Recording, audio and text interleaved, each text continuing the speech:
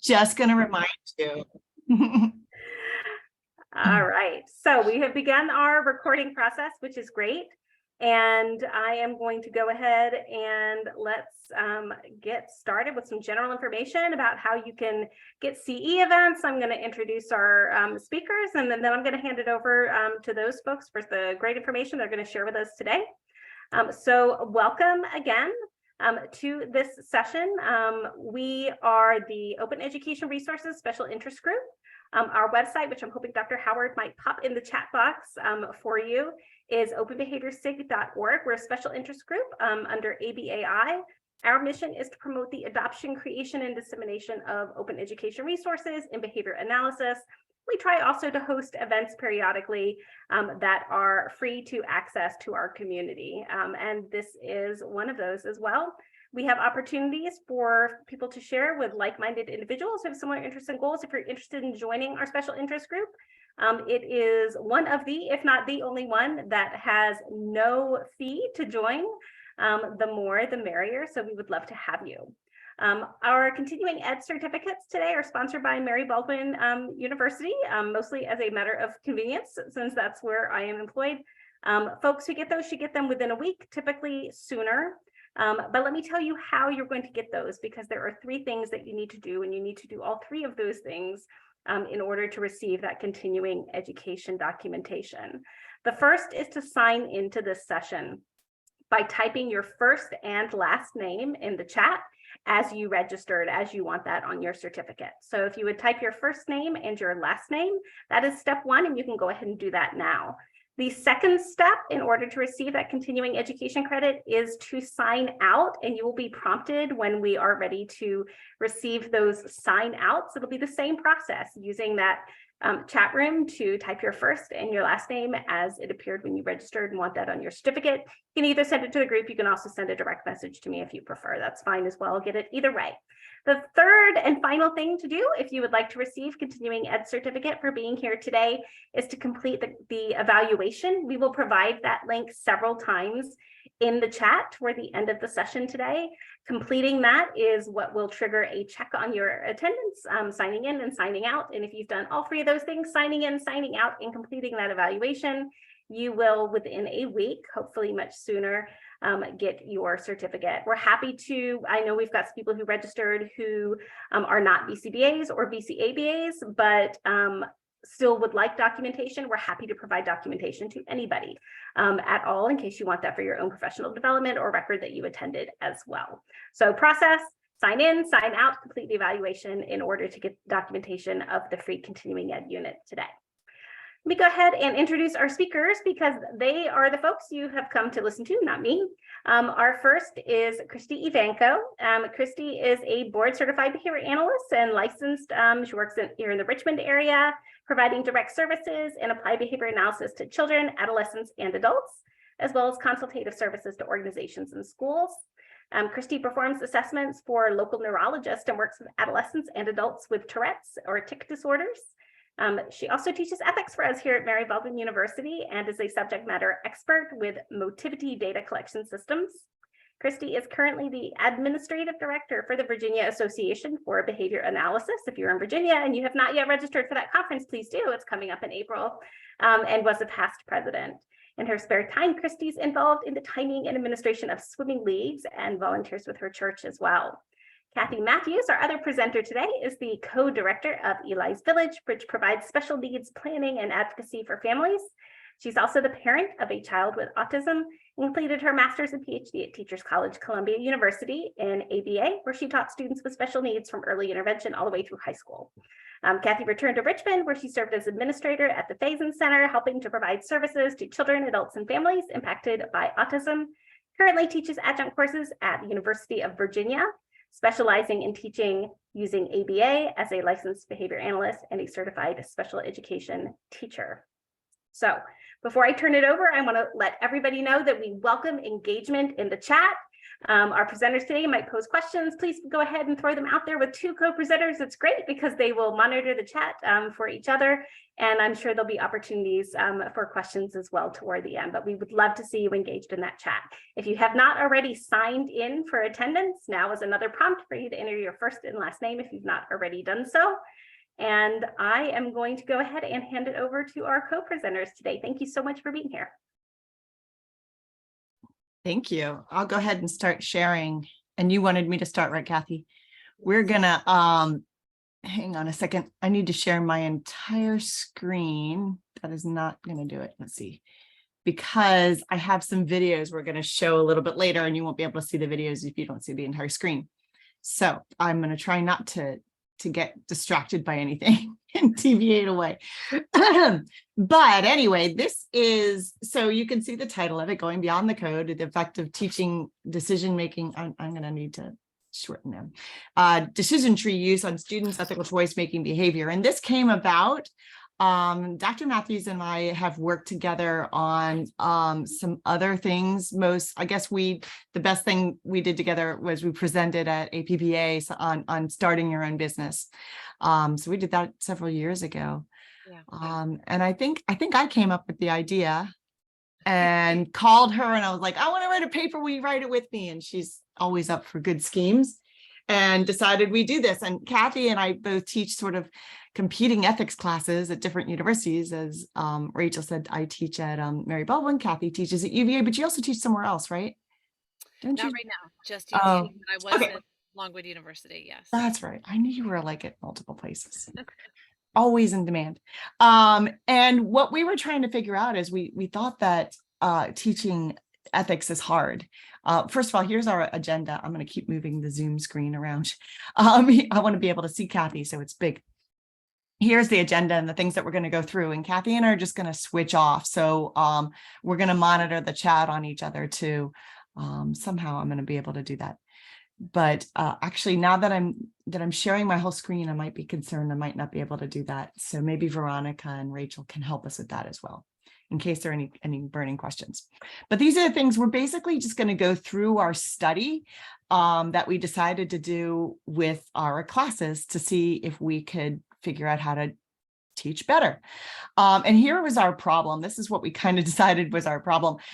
We were talking together and we're like, we need to prepare ourselves or our students to practice behavior analysis in the real world, but we can't really simulate ethical situations well. I mean, it's not like another class where I can have you take data. Sure, I can have you build a graph if I'm teaching another class.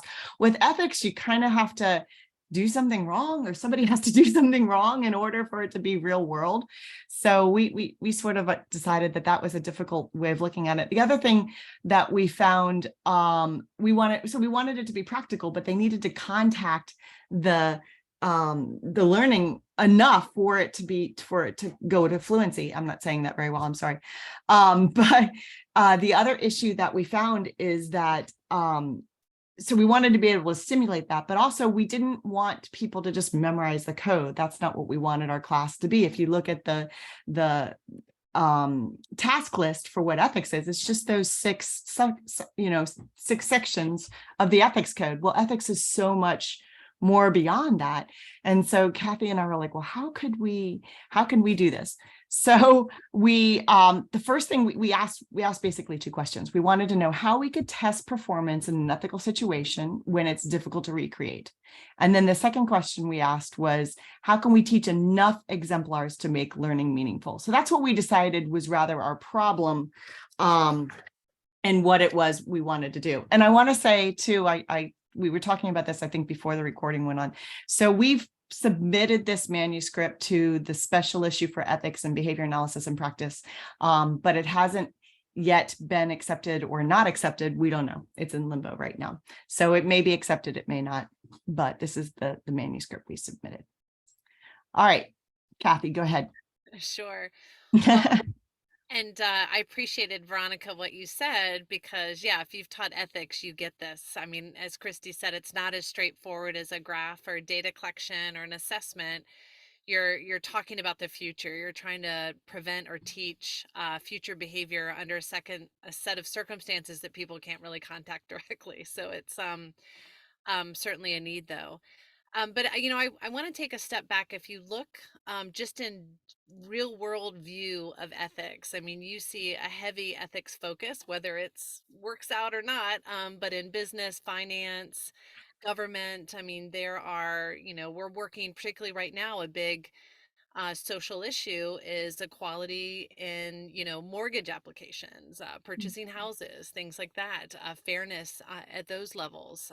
Certainly other professions are guided by ethics, so we would in that literature, when you look at business finance, go into Google Scholar and do a quick search, you'll find them saying the same kinds of things. Yeah, our faculty are and our business schools, our finance schools are teaching ethics, but they think there's a big disconnect. They can't say, well, I'm teaching this and I think it's making people better at their jobs. So, this dilemma is just a real world dilemma I would offer. And there is some literature we can point to that we embedded in our paper and thought about, certainly Broadhead's and colleagues' ethics and organizations. So how do we work to embed ethical practices to improve our work environments? Because again, as Christy mentioned, we can maybe increase opportunities and contact with ethical considerations and discussions in the workplace by setting aside time to review journals and topics and create this culture that's thinking about it. So in the event that a situation comes up, it's, oh yeah, we've been talking about this. There's also, certainly we reference just the change and evolution of code in our field. So started off as a set of guidelines, a set of shoulds, and has moved into a set of you must, and an enforceable code now. But at the end of the day, it comes back to, well, how do we do this? How do we, Christy and I have taught these classes a lot. How do you walk away from your ethics class going, yeah, we have set our students up to be in a situation where they're going to minimize, reduce, prevent risk to the people that they're out there supporting. So it's a big question that we will continue to get to. So, yeah, I mean, one of the things that I always say, it's funny because nobody ever comes into my class and goes, and I mean, everybody comes into my class basically and goes, well, I'm an ethical person. This should be an easy A. I mean, of course, everybody's an ethical person. Who's going to say, I'm not ethical? And so then it becomes kind of a hard thing of well, why am I not getting an A? Am I not, am I not an ethical person? Is that what that means? And that's not really the case. What it means is that, I mean, there's so many nuances that go along with ethics. It's not black and white. It's not super easy. And so we needed to come up with a way to teach the information, but then to also test that people have the information. So our first question being, how can you test performance in an ethical situation when it's difficult to recreate? Because again, we've got to just come up with some scenarios. And that's what we did. We created a test of scenarios, and then we graded the scenarios on a 5-point scale. And we'll talk a little bit more about how we did that. But that was the only way we figured we could do that, was to come up with these scenarios and see how people reacted to the scenarios. And then we wanted to know, how could we teach enough exemplars to make the learning meaningful? Because I don't even know how many codes, there's 6 sections. Each of them have not quite 20 codes, but if you could, it's almost 100, probably over 100 codes. I haven't actually counted it. There's so many. So how do we teach the exemplars just to make sure that people are going out with the information that they need? And what we decided was the best way to do it was to look at teaching the use of decision trees, because even if the people know the codes really, really well, that doesn't mean that they're going to react the most ethical way, or come out with the best answer in that situation, because there are just so many things that conflict. The codes themselves conflict, and the context really matters. So we thought the important thing was that we needed to teach our students to be able to make decisions when, and I would love to say if, but it's when they come upon an issue that they need to solve. Right. So, and looking at who participated in our study, so this was across 2 universities and for both undergraduate and graduate. So we had about 85% graduate and then 15% undergraduate students. The bulk, there were a higher number of students from one particular university, so they were not evenly distributed across the 2. This was, that was a part of just convenience. These are the students who were in the courses who opted to participate in the study. Heavily female over male.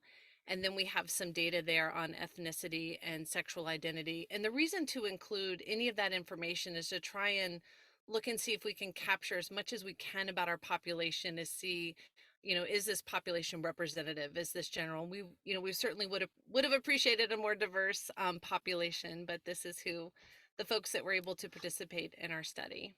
And we did, I guess we should share too, that we did ask, this isn't all of our students. This is all of the people that we sent out, we got this IRB approved, and we asked people to join the study. So there were people who did not join the study that were in our classes.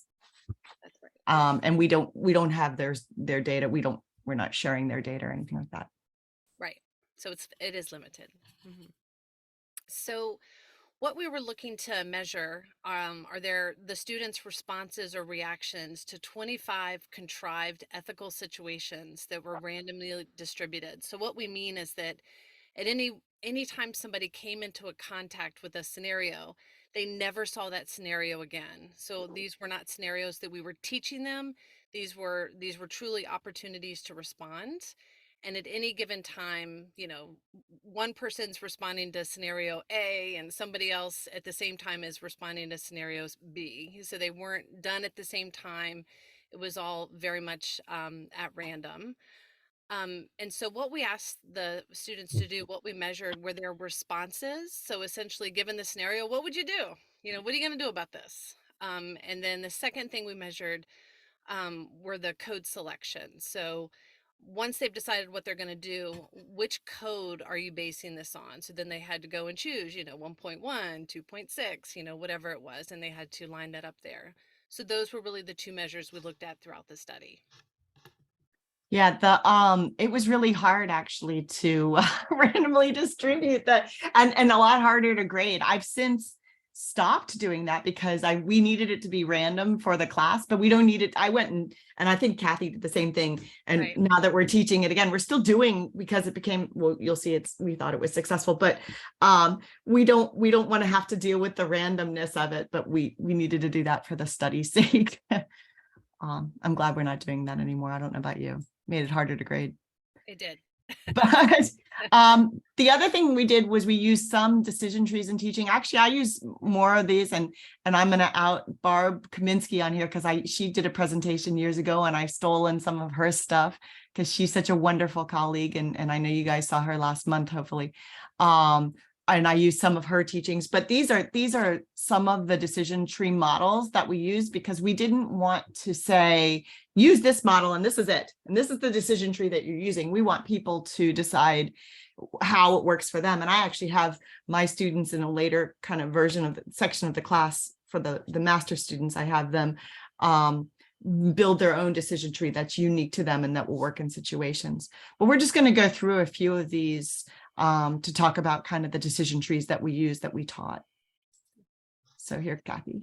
Sure. Yeah. And just to emphasize again, the thing that we did that was different is that we didn't just focus on the code. We really saw the key issue in our study, a focus on decision trees, on that analytical piece, on that having a way to verbally mediate through the components of the issue at hand. So it didn't matter, as Christy said, which decision tree you used. It was really just that you went through that process. So I will go over a few examples here, and I know Christy's got a couple to talk about.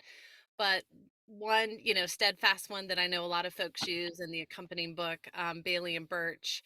So the 7 steps, and many of you know this, so we're not here to necessarily teach them, but I really want to hone in on just the themes as we go through them. The reason why we're showing these to you is that you see these elements that are just consistent across them. And I think that really supports the idea of, hey, it kind of doesn't matter. It's just more the part that you're using the process. So, for example, in the 7 steps, hey, first and foremost, are you knocking on the right door? Is this an ethics issue? Is this something that's more of a human resources issue? Is this a child protective services issue? Are you sure that you're coming to the right place to address this? So that is the big first step that, again, you'll see across the decision trees, excuse me, and also who's involved. So really take a minute to sit down and think about who are all the players, the client, family, employees, who is involved in this.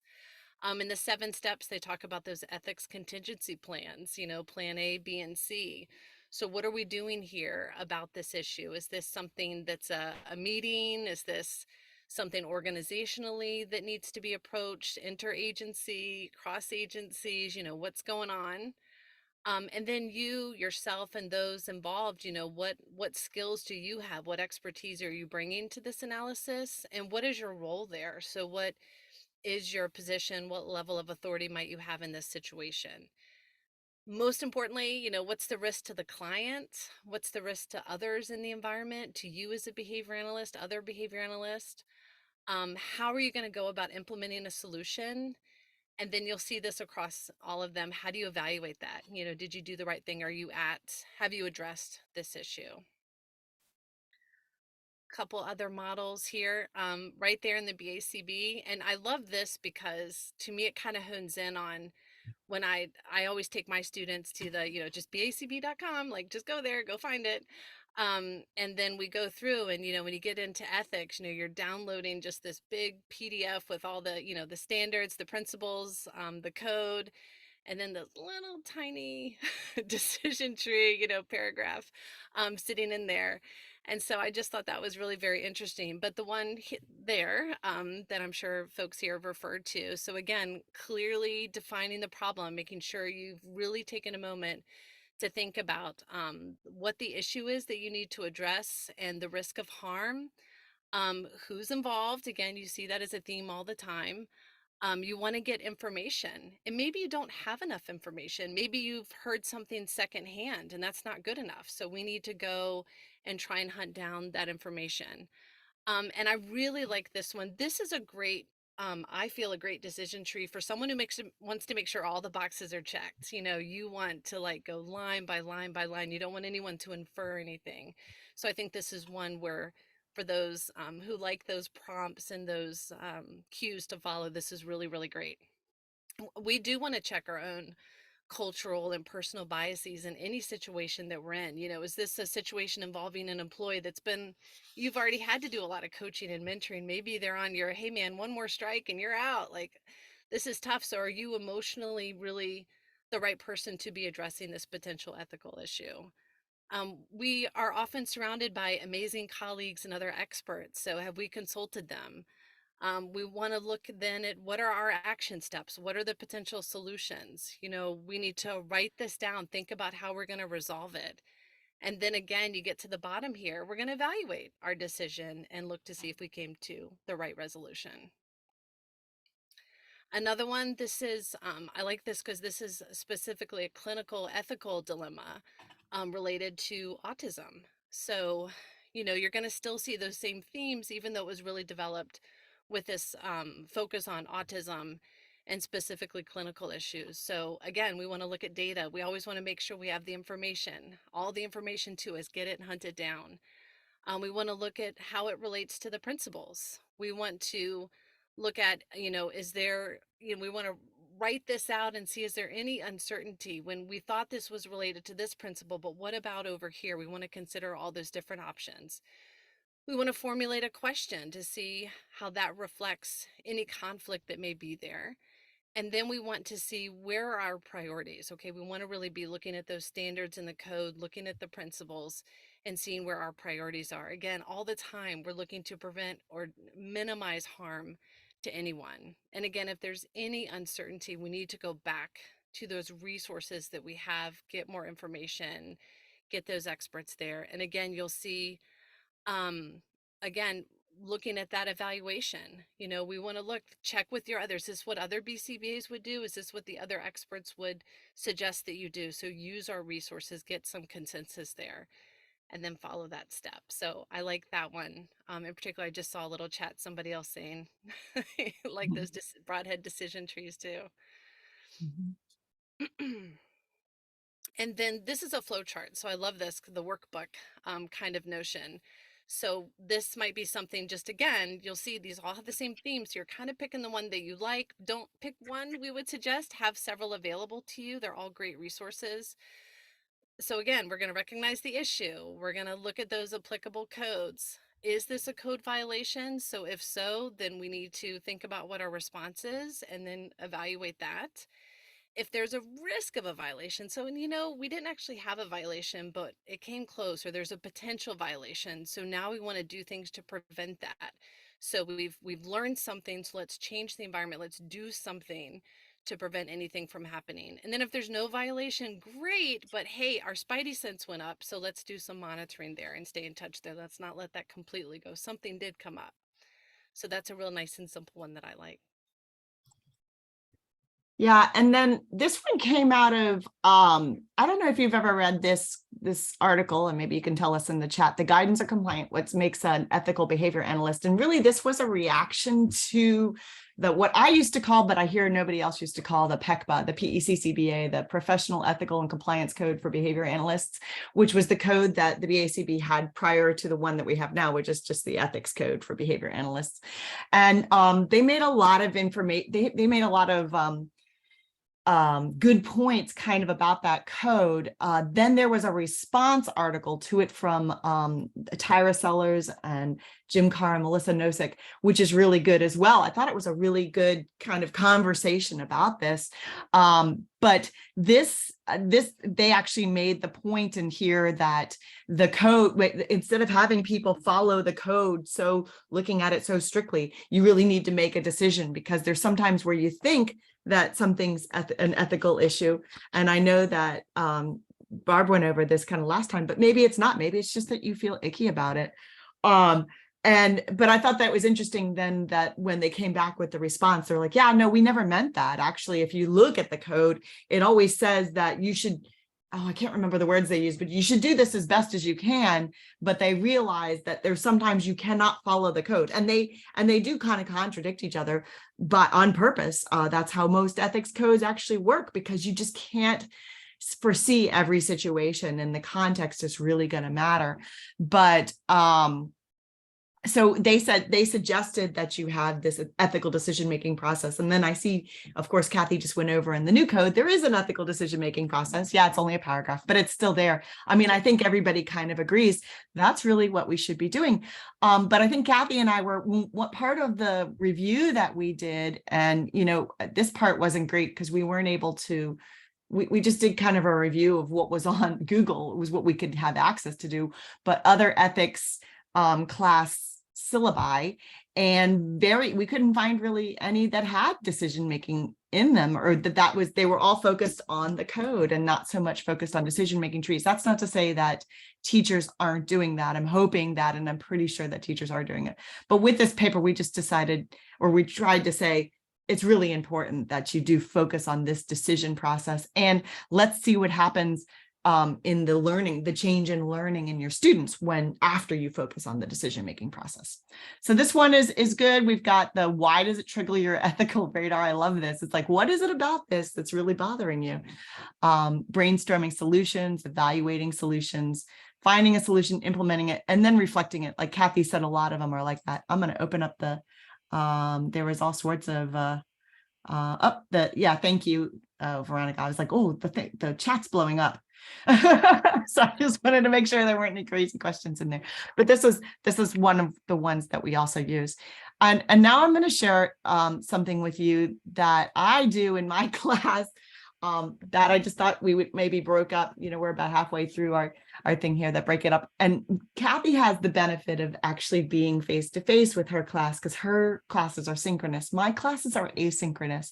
And I don't always feel like I can connect with people, and I want them to be able to have fun. And I mean, not many people know much about my background, but I actually have a background in theater. I have my undergrad is in technical theater.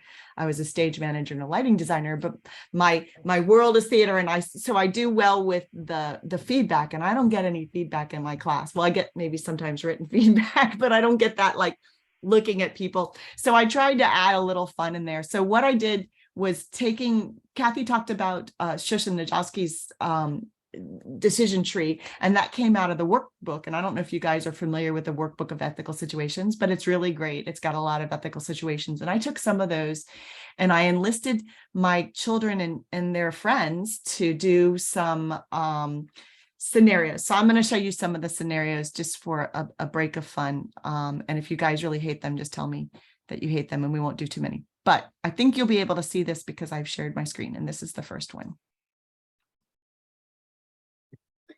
Taylor is a BCBA who was recently hired in an ABA-based clinic.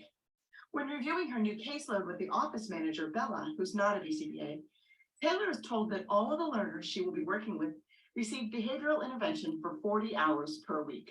Yeah, that's how things work around here. Each kid gets 40 hours. It helps with scheduling and billing. But what if once I do the assessment, I don't think 40 hours is right? You can recommend whatever you would like, but changes would make challenges and confusions. So that's my cute little daughter who's now 13. I recently showed her these and she's like, oh, did I do that? I don't know. But that's the first one. I like to play those so that then we can talk about, all right, what's the problem here? Because that's actually a very common thing. I'm going to go ahead and check the chat.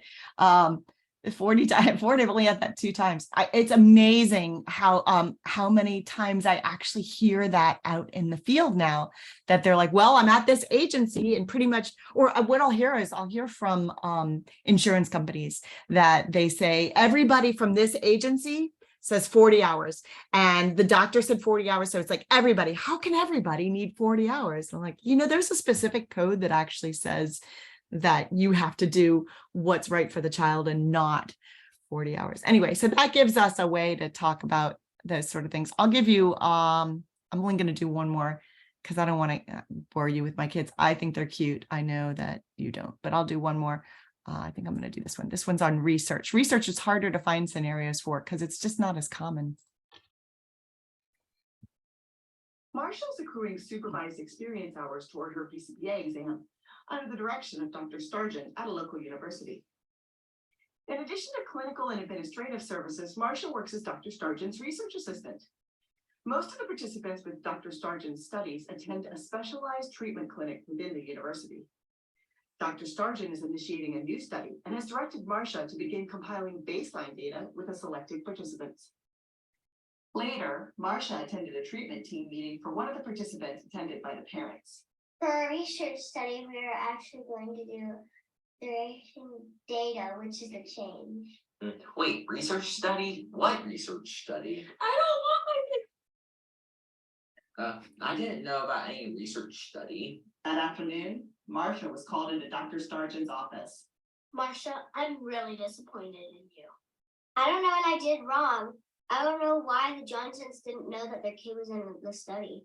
All of the parents should know that their kids are going to be in a study because we're at the university here. And I'm talking about you here. If you ever talk about research to a parent again, then you can find another supervisor. Also, I'm not signing your hours this month. So yeah, that's pretty harsh. Those are my kids. The girl with the blonde hair is not my child, actually.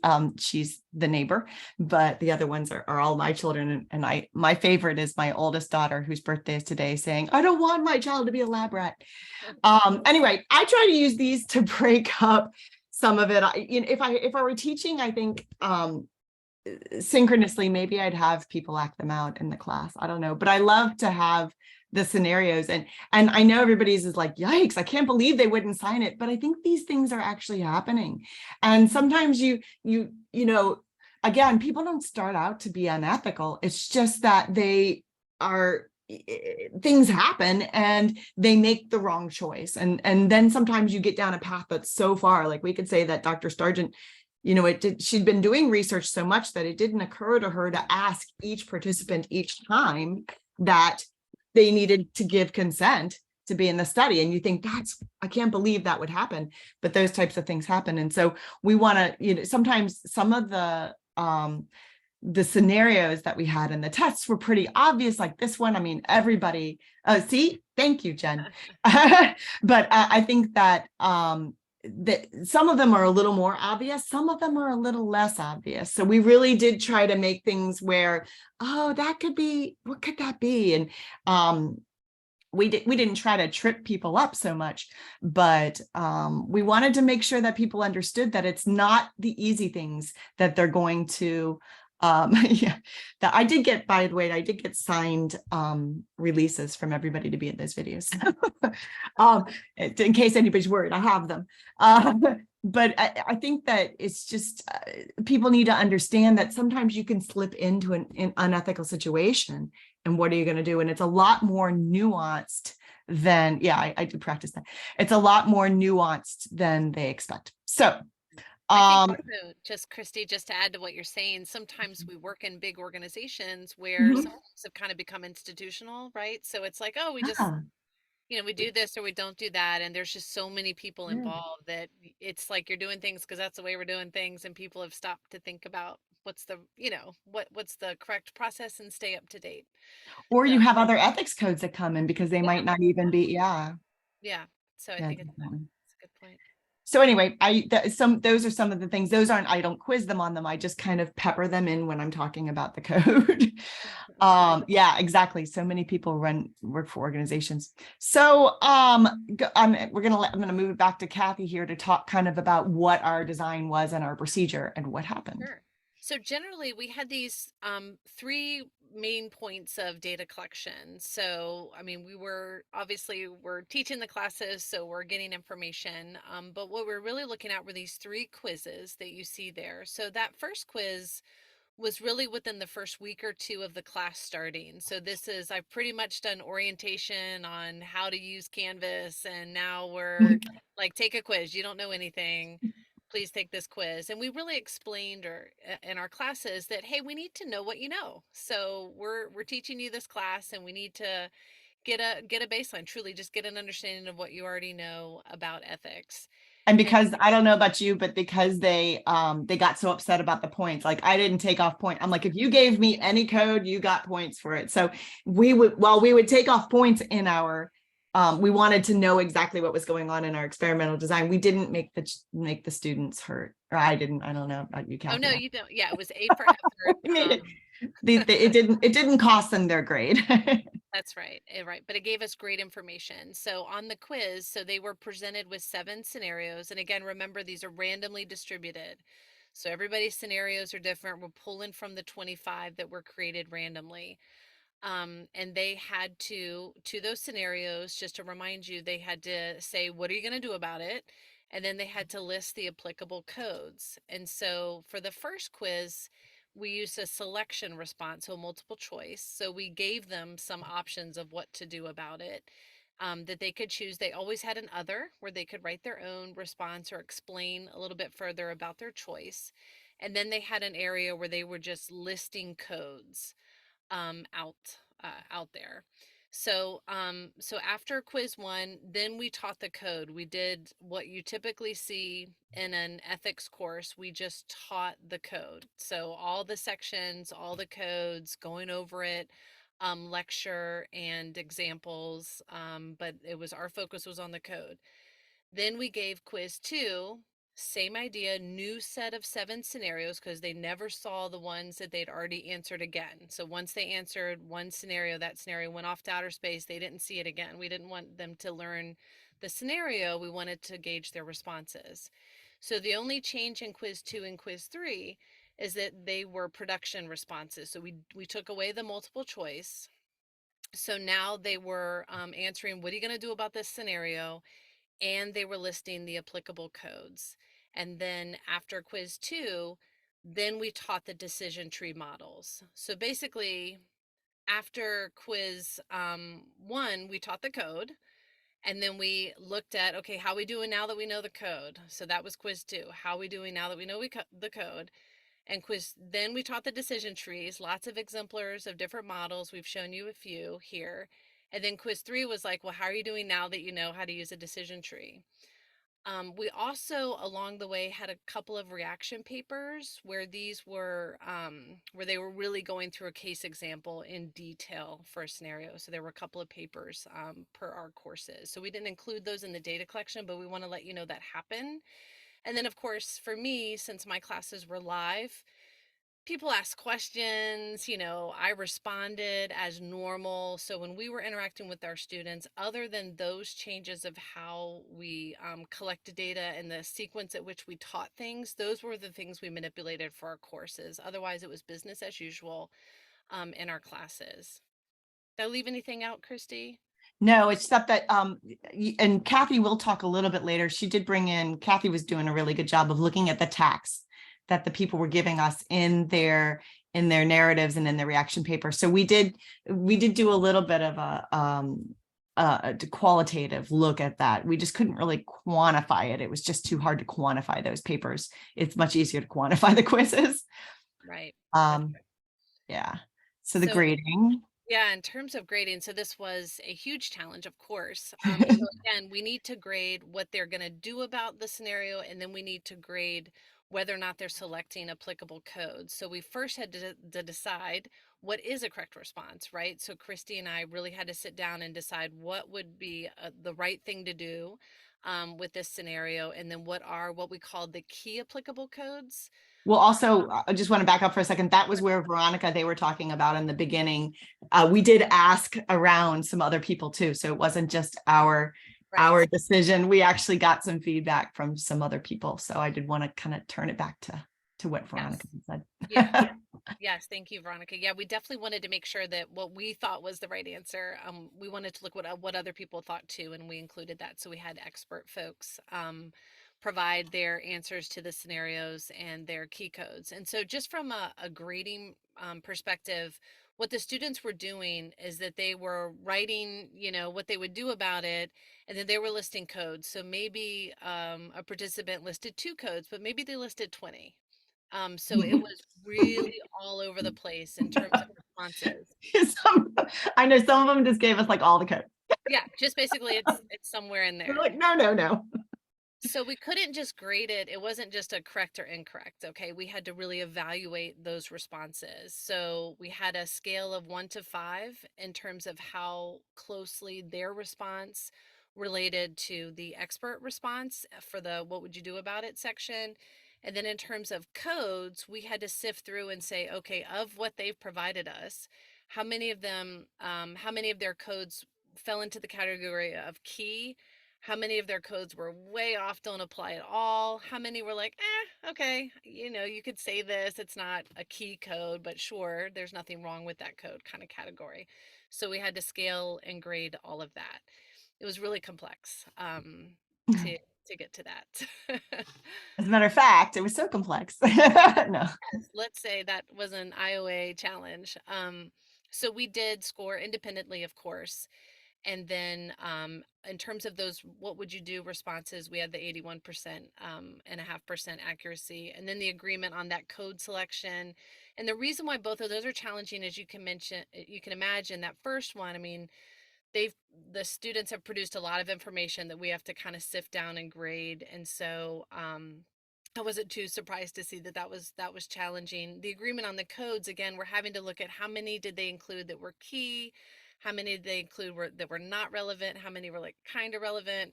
So I think those were really pretty good scores, but that was the challenge in doing that. So one of the things, so we were looking at the difference between the growth, as you can probably guess. We were looking at the growth from quiz to quiz to quiz. We started with our baseline, and then we just taught them code, and like that should be the end of our class grade. And then we moved on to like, we're going to teach you some decision trees, and are you even better now? So we wanted to look at that.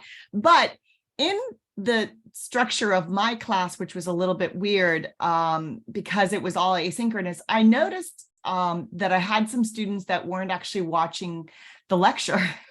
So I thought, oh, if they're not watching the lecture or they're not engaged in the lecture, then they're really our control group, because they're not seeing. So even though they're taking these quizzes in the right order, they're not actually engaging in that lecture.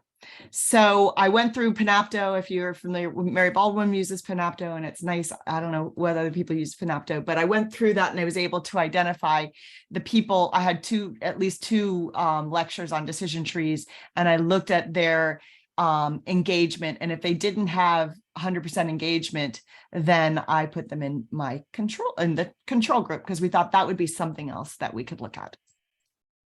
So if we look at our hypothesis, our experimental question, which is, does specifically teaching decision tree analyses have an effect on student responses to ethical conundrums? That was our experimental question. And the main measures we used to support our hypothesis were the difference between the averages, and this is just going to get really technical, and I'm sorry, but the differences between the averages of quiz 3, which was taken after the decision trees were taught, and quiz 2, which was taken after the code was taught, and the difference between the response scores, and then the change in response scores from 2 to 3 in the treatment group versus the control group. I'm going to look at the chat real quick. Am I losing anybody? Have I lost anybody, or do I have everybody? Okay, I'm going to say that you guys are statistical geniuses, and I have everybody. This was hard. I got to tell you, statistics. So my master's is in business, which is a little bit strange, but that does mean that I've had statistical classes. So I guess that maybe was helpful. I reached out to kind of get some help, and realized that behavior analysts aren't super great at statistics as a group. I guess that's not something. And so a lot of people hire out. I didn't want to really go outside. So I came up with these statistical measures by myself, or Kathy helped. But I don't know. Yes, sure. You helped. We talked through it, but I don't know, like, because the paper wasn't, it could be that that's why they're holding onto the paper and they're all sitting around in a room laughing at it. I don't know, but these are our statistical measures that made sense to us. So here's a table that showed the average. And again, our treatment was 31 and our control was 8. The average for quiz 1 was, and this is the responses, not the codes, 2.76 out of 5. For the treatment group, the average for Q2 was 3.11 out of 5. So they did get better. And then Q3, they got even better, 3.6. So yay, we saw a growth change. And we saw a bigger change between Q2 and Q3 versus Q2 and Q1. So we were excited about that. There was a 12% change here from Q1 to Q2, and then a 15 or 16% change from quiz 2 to quiz 3. So we're like, okay, there was even a greater jump. It wasn't just basic learning, we're hoping. There's a greater jump because we taught these decision trees. And then in our control group, so if we're comparing, we saw some growth from Q1 to Q2, but again, they're probably not watching any of the lectures, so I don't know. But that and that gave me a little bit of indication. I'm like, you guys didn't do as well. So they only had a group growth of 5.3%, and then actually they did not grow, but they declined from Q2. You can see their score went down. The average was 3.2, which was higher than the treatment group.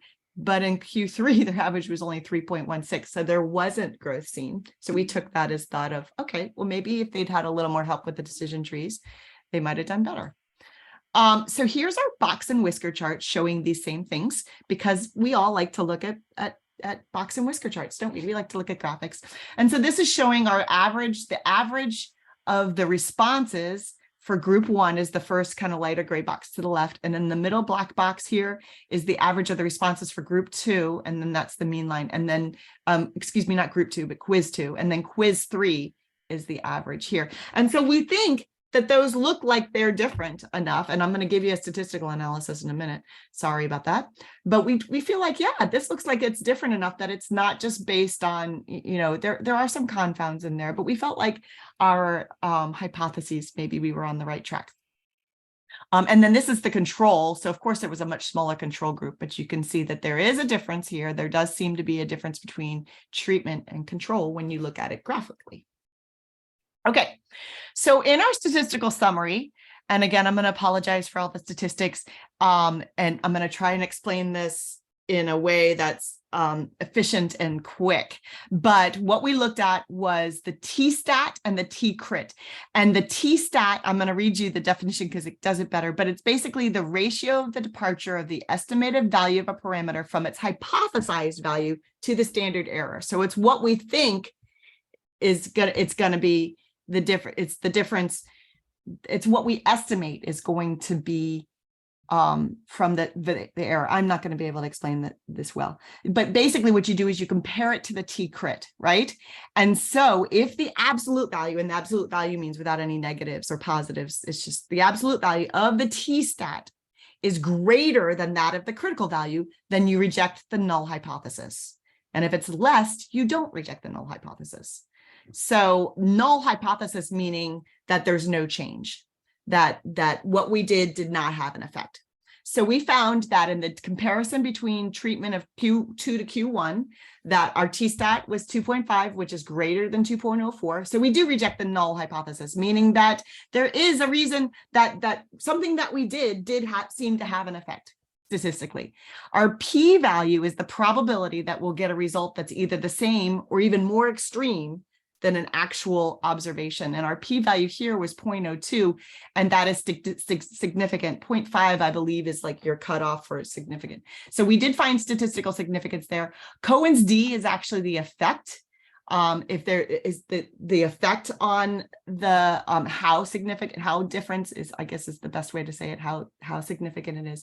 And there was a medium effect of the difference between quiz 1 to quiz 2 versus quiz 1, so the growth in quiz 1 to quiz 2, and then the growth from quiz 2 to quiz 3. I'm just like tripping over my words here, and I apologize. I do understand this, I just can't explain it well. But we also saw that the null hypothesis was rejected. We saw a medium effect there. And then if we were looking at this, I found was very interesting. So we were looking at the treatment versus the control, the growth over quiz 1 to quiz 2, there wasn't a statistical significance there. So there just wasn't a statistically different growth between their quiz 1 and quiz 2 for the control group. And then quiz 2, I'm sorry, not for the treatment versus the control group. But when you looked at the difference between quiz 2 and quiz 3, where that's where our hypothesis comes in, because that's where we taught our decision trees, we actually saw a large effect, and it was statistically significant.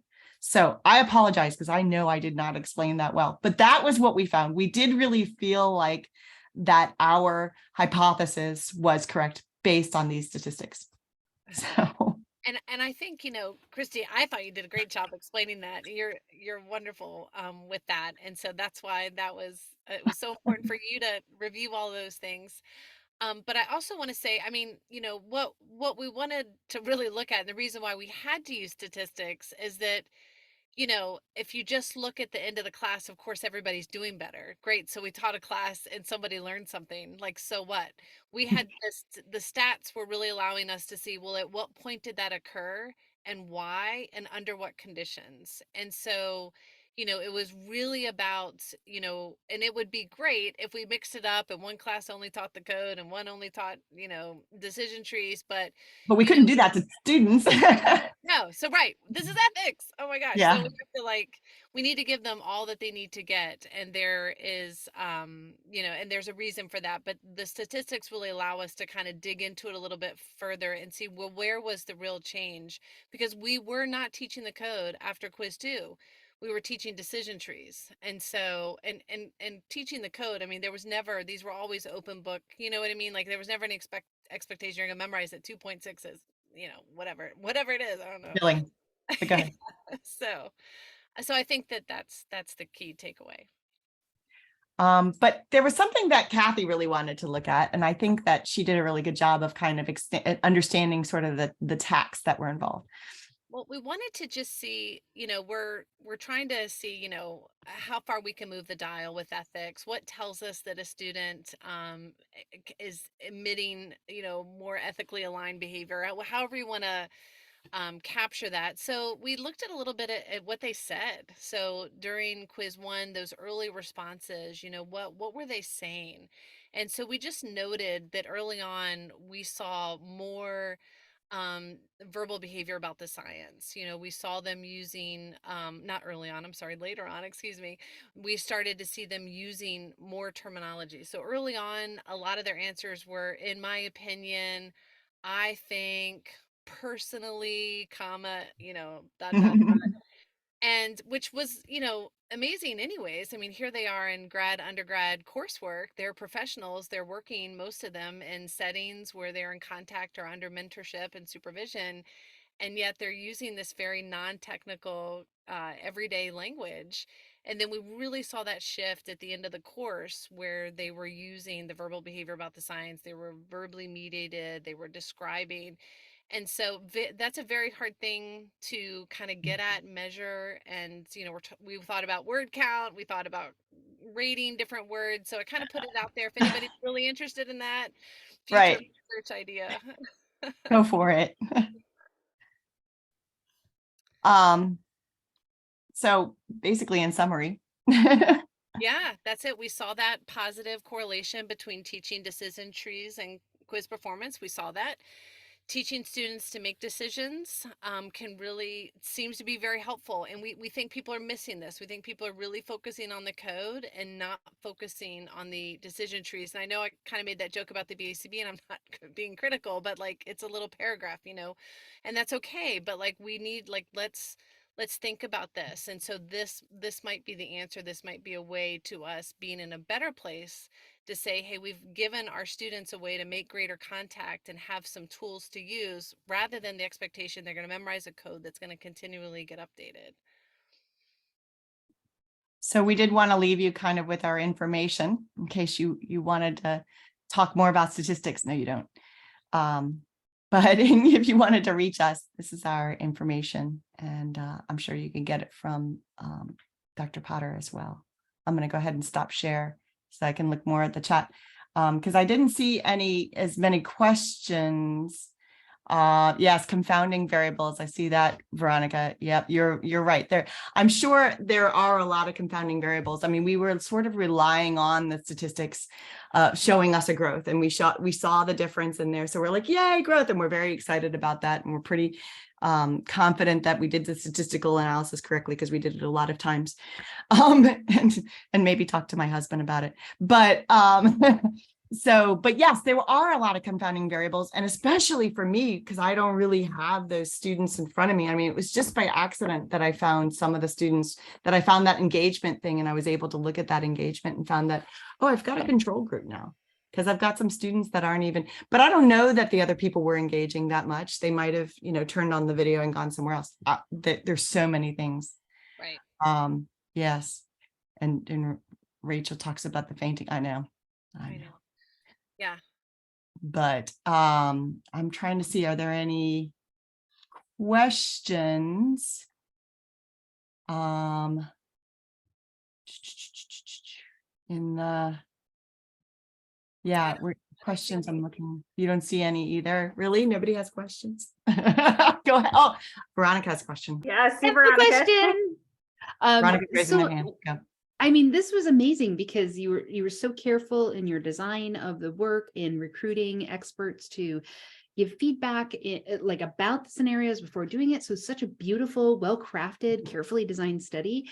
And the part that I was hoping you might expand on a little bit are some of those qualitative variables there, like 2 or 3 slides before the end, because those I think are really transformational for the students' experience in helping them evolve into a competent, reflective behavior analytic professional. So I wondered if you might tell us a little bit more about some of the specific kinds of changes you were seeing, maybe give an example or two.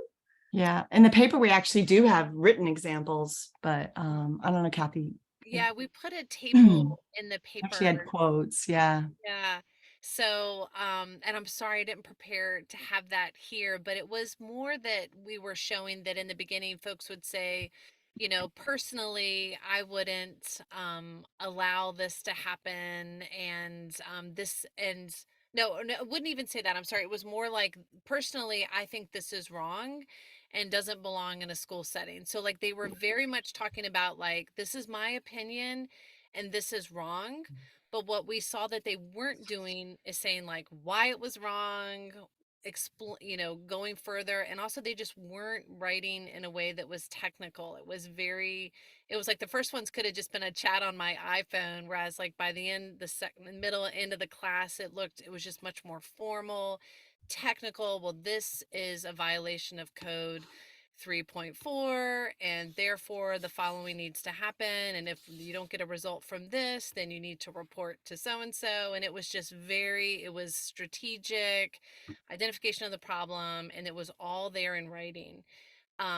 So it's like we move from an opinion to, an identification of the problem, suggestion of the solution, and everything in very technical language. But there wasn't enough there when we tried to go and count words to say, it's so very hard to really categorize, verbal behavior. But I'd love to get at that at another opportunity and see if we can be better about capturing that. Yeah, Brian, you have a hand raised? Oh, but you're muted. Sorry. Can we Sorry. Oh, There you okay. go. That was my bad. I was I have a new unmute button and it was being unreliable. Anyways, so I guess I don't know if you saw the part in the chat where there was talk about current clinicians doing this. Would that be something you would want to look into? Because I would. What do you mean current clinicians doing? Practicing behavior analysts replicating what you did here with this class. Oh, in terms of replicate, not with other students, but with like people who work with them, as you mean? People who are working as behavior analysts. Yeah, that's a great replication. That sounds like a really good idea. That was Veronica who suggested that. Well, Yeah, the next 6 studies are already, they're in chat. Already planned. They're waiting. Oh, Veronica always does a lot of great stuff. No, that's a really, because I think Kathy and I were only thinking about it just in our little world of we're teaching ethics here, but what a great idea. And actually, Dr. Broadhead does a lot of, if you've ever read that book, The Ethics in Autism, there's a thing on behavioral systems analysis in there that's really great about how you would work within an organization. And maybe you see, and he's got some really great examples that I always share in the class, because it's like, this is what happened and this is how we addressed it and this is how we did a systems analysis for it. But I do like the idea of, you're still learning after you leave school. Wow, that's a cool idea. Christy, I've prompted folks in the chat box, but I just want to give a vocal prompt as well. For folks, before you leave, please make sure that you sign out again, just as you signed in, that you complete the link with the evaluation, which is in the chat box. But I welcome you to stay and engage and chat as long as our guests are open to that. But please don't leave without signing out if you need that continuing ed documentation, and do complete the evaluation. The links in the chat as well. Thank you. Yeah, I'm sorry we didn't go over time on our presentation. Just any questions? Erin, you have a question. We don't want to ignore you. Yeah, hi, Erin Whiteside over at Texas A&M. And so I taught our ethics class recently, and something that I've been thinking about a lot and grappling with is the intersection of behavior analysts and teachers. Our program primarily serves special education teachers. Thanks, Jennifer. And a lot of times our students struggle with the competing contingencies of our ethics code and a lot of the norms and practices in schools, whether that's how they're supposed to be or not. And so I don't know if I actually had a question, but I would love to see some kind of version of this specifically for practicing behavior analysts who work in schools, whether as a behavior specialist or a special education teacher. One thing I love about our program is that we do try to prepare those two behavior analysts to work in a in a school setting. And I think that's really important to have more of a presence there, and to have those who have been special educators become behavior analysts and continue to work in the schools. So I think maybe I'm on a tangent now, but I would just apply. I think there might be some tweaks of a decision tree if you work in a school, because I don't know, it should work the same way, but it doesn't. It's a big gray area. And so it really doesn't. No, I mean, and because I have a lot of teachers, a lot of people who are in the education, because our thing is in education. Our program is in the program of education. So we have a lot of teachers. But you're right about the decision tree being different. And when I have them write their own decision trees, that's feedback I'll give. I'm like, this looks very generic.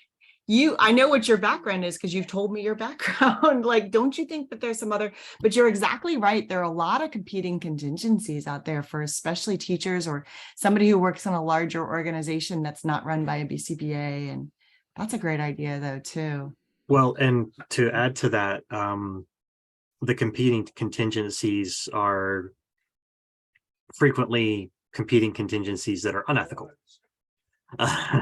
within schools, because I was a special ed teacher for 7 years, and I actually got my administrative endorsement and knew the ethics code for administrators, and then promptly got in trouble with the administrators, one of whom taught one of my ethics classes, for calling them out on not being consistent with the education ethics code.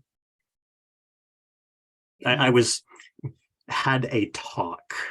You had a talk. Yeah. Yeah. Well, I mean, and it's so funny because I would say, maybe, I don't know, maybe I'm jumping on a limb here, but I think behavior analysts are uniquely suited to understand what's going on here. We understand the function of unethical behavior because it's behavior. And so what other profession kind of understands that? Not really. They're more interested in the code says this, so I don't do this. And so I get in trouble if I do this, but there are these competing contingencies and it's easier for me to do this. Whereas a behavior analyst can step back and go, oh, I see matching law going on. I see, you know, so I don't know. I think that's kind of always a fun, let's look at our own behavior. Yeah. And I think the biggest issue in schools, and this could be a whole nother hour long discussion, is I think a lot of what I struggled with when we were teaching it is caseload and the ethics around caseload and resources. And what the solution usually is in these ethics scenarios is to advocate for a smaller caseload and take on less clients. But in the schools, legally, you can't do that. You can't turn away children who qualify for services. And so, and then there's just simply not the you're down a para and they can't hire someone, but they can't pause services for those students. So I think those kinds of things and talking through, okay, now what do you do? I would definitely argue that is why the code is not written. You can't ever do this because you have to take into consideration, you know what, now I'm in this situation. All I can do is do the best I can to keep my client in the forefront, to make sure that my client is the individual who's receiving services is number one. And then these people kind of, but you can't, like, there can't be a how many, sometimes you're in those situations. And I think that's why decision trees are so important. You can't just follow the code. You have to. No, I agree. Well, Aaron and I don't know, Brian, Christy, if some of us want to get together and talk about that, kind of a different decision tree, I think we would be really keen on doing that. Yeah, absolutely. Be a part of that.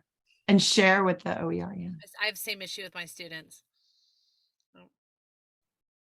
Well, thank you very much, Christy, Kathy, and those of you who are still hanging out in the room, as well as those who've already left, for joining us this evening.